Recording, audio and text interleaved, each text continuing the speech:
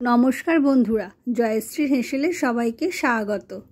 আজ চলে এসেছি পেঁয়াজ আলু পোস্ত রেসিপি নিয়ে। আমরা গরমে সবজি তরকারি নানা রকম কিছু খেয়ে থাকি, কিন্তু খুব গরম পড়লে সবসময় একটা হালকা পদ আমরা খুঁজি।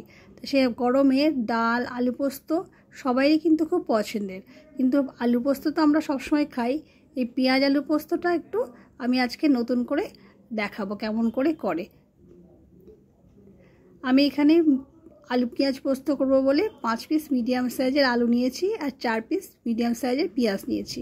আলুটাকে খোসা ছাড়িয়ে আমি পোস্ত যেমন ছোটো ছোটো ডোবো ডোবো করে কাটে তেমনভাবে কেটে জলে ভিজিয়ে রেখেছি। এবার পেঁয়াজগুলোকেও ঠিক পোস্তর মতন ডোবো ডোবো করে কেটে নেব। প্রথমে একটা পেঁয়াজকে 2 টুকরো করে কেটে নিলাম, নিয়ে তারপরে লম্বা করে 3টে ফালি করে নিয়ে ছোটো ছোটো করে ডোবো ডোবো করে কেটে নিয়েছি। এই দেখুন ছোটো ছোটো ডুবো ডুবো করে কেটে নিয়েছি, একদম আলুর মতনই শেপ দিয়েছি। সব পেঁয়াজটা কেটে নিয়েছি, নিয়ে এবারে এই আলু পেঁয়াজ পোস্ত করব বলে শিলে আমি 50 গ্রাম পোস্ত বেটে নিচ্ছি। এবার গ্যাসের ওভেনে কড়াটা বসিয়ে দিয়েছি, দিয়ে এখানে 3 টেবিল চামচ সরষের তেল দিয়েছি। 3 টেবিল চামচ সরষের তেল দিয়ে একটা শুকনো লঙ্কা 2 টুকরো করে ফোড়নে দিয়ে দিয়েছি। দিয়ে প্রথমে পেঁয়াজটাকে আমি একটু হাফ ভালো করে ভেজে নেব। হাফ ভাজা করব, পুরোপুরি ভাজবো না, পুরোপুরি ভাজলে শুকনো টাইপের হয়ে যাবে।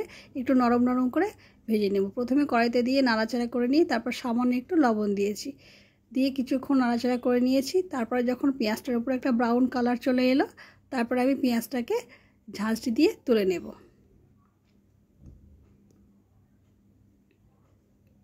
আমি ঝাঁঝরি দিয়ে তুলে নিচ্ছি, এর মধ্যে একটু তেলটা বেশি আছে তো ওই জন্য তেলটাকে একটু ঝরিয়ে নিয়ে তুলে নিচ্ছি। তারপর ওই কড়াইতেই আমি আবার একটু সরষের তেল দিয়ে দিলাম, দিয়ে এবারে আলুটাকে দিয়ে পোস্তটাকে বানিয়ে নেব। প্রথমে আলুটাকে দিয়ে দিলাম, দিয়ে এবারে ভালো করে একটু আলুটাকে ভাজা ভাজা করে নেব।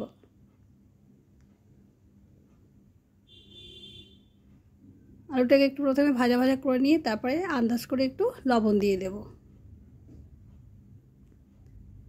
লবণ দিয়ে সামান্য একটু নাড়াচাড়া করে নিয়েছি, নিয়ে সামান্য আমি একটু এই আলু পোস্তর মধ্যে একটু হলুদ দেব। হলুদটা কিন্তু পোস্ততে অনেকেই খান না, কিন্তু আমি সামান্য একটু হলুদ দিয়েছি। হলুদটা দিয়ে একটু ভালো করে ভাজা ভাজা করে নিয়ে ওভেনে এই কড়াইতে একটা চাপা দিয়ে আমি একটু 5 মিনিট মতন আলুটাকে একটু নরম হওয়ার জন্য চাপা দিয়ে রেখে দিলাম। 5 মিনিট পর চাপাটা খুলে দেখলাম কিন্তু আলুটা অনেকটাই নরম হয়েছে। তারপর আমি বেটে নেওয়া পোস্তটা আলুর মধ্যে দিয়ে দেব। পোস্তটা দিয়ে একটু নাড়াচাড়া করে নিয়ে তারপর শিলে যে পোস্তটা বেটেছি সেই শিল ধোয়া জলটা কড়াইতে দেব। আমি এখানে বেশি জল দিলাম না, সামান্য শিল ধোয়া জলটা দিয়ে কিন্তু পোস্তটা করে নেব।